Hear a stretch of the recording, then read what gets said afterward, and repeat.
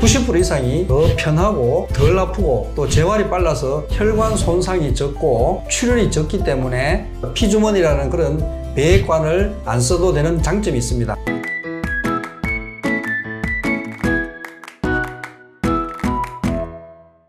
안녕하세요. 수성암미병원 병원장 이영국입니다. 안녕하세요. 수성암미병원 정형외과 원장 김태훈입니다.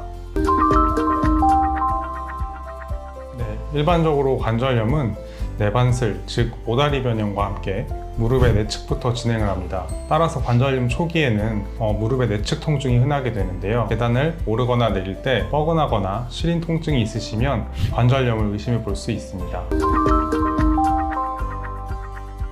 우선 가장 흔히 보는 통증은 무릎 안쪽이 아프다, 무릎 뒤가 당긴다, 물이 찬다, 이런 증상이 있을 때 주로 많이 진단되는 질병은 연골판 파열, 퇴행성 관절염 이런 것들이 있습니다. 이러한 통증의 원인을 알게 되더라도 나이대에 따라서 치료 방향이 많이 달라지게 됩니다. 젊어서는 재생하는 수술을 할 수가 있습니다. 질환이 조금 더 심해지고 나이가 들게 되면 재생 치료가 좀 힘들어지고 관절경으로 무릎 안을 씻어내고 즉 세척 같은 걸 하고 주사로 치료하고 견뎌보시다가 무릎 관절을 교체하는 인공관절 쪽으로 가는 것입니다.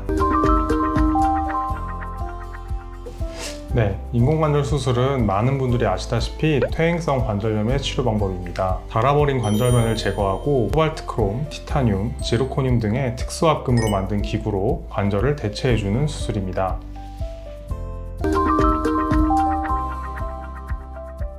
지금 저희들이 사용하고 있는 코발트, 크롬, 지르코늄 같은 합금은 기본 수명이 과거에는 평균 한 10년에서 15년 정도로 얘기를 했었는데 요즘은 수술 기법도 좋아지고 로봇을 이용한 좀 더 정확한 수술이 가능해지니까 수명이 한 30년 정도로 봐도 되지 않을까 싶을 정도입니다.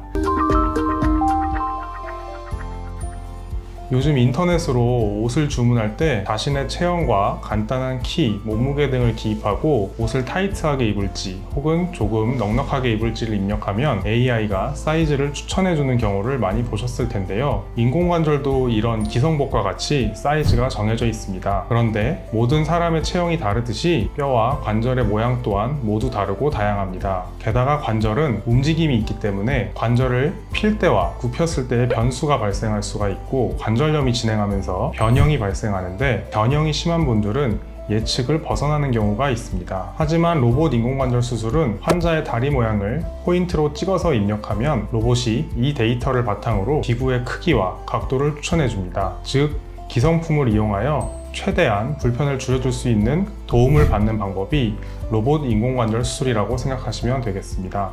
수술 과정 중에서도 차이가 좀 나는데 기존의 수술 방법은 무릎 관절각 내에 금속정을 삽입해서 그걸 가이드로 삼아서 무릎의 각도에 따라서 절삭을 하고 그 위에다가 인공관절 보철을 끼워 넣는 그런 방식인데 로봇으로 하게 되면 이런 과정이 없이 환자분마다 다른 고유의 무릎 모양을 로봇이 계산해서 가이드를 해주는 로봇팔이 나오게 되고 그걸 기준으로 정확하게 절삭할 수 있게 됩니다.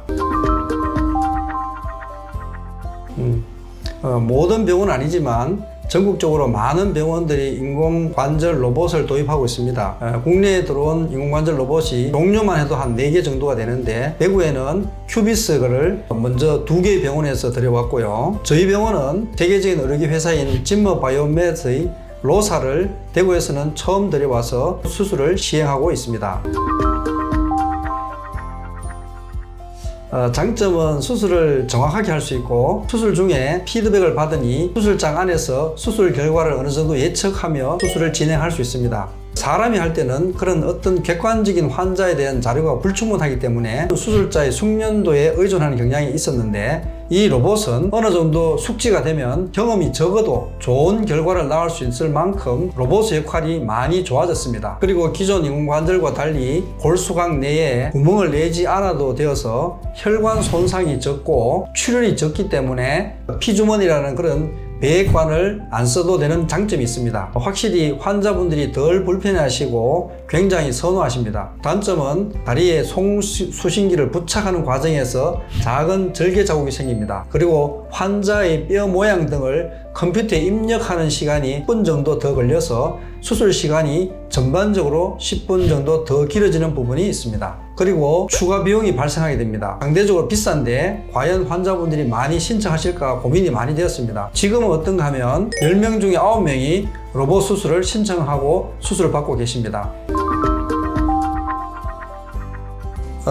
간혹 그 로봇은 안 하시겠다는 분들이 계셔서 그 이유를 여쭤보면 원장님이 수술 잘 한다고 해서 왔는데 원장님이 해주시면 되지 왜 로봇이 해주냐고 하시는 분들이 계시더라고요. 그래서 이제 로봇은 일종의 조수로서 로봇의 정확함과 술자의 경험이 만나 시너지 효과가 있다고 말씀드리면 그제서야 로봇 해달라고 하시는 분들도 계셨어요. 저희 병원에서 한쪽은 기존의 인공관절 수술을 받고 반대쪽은 로봇 인공관절 수술 받으신 분들 한 20명 이상을 대상으로 해서 설문조사를 해보니까 90% 이상이 로봇 수술 받은 쪽이 더 편하고 덜 아프고 또 재활이 빨라서 만족한다고 응답을 해주셨습니다.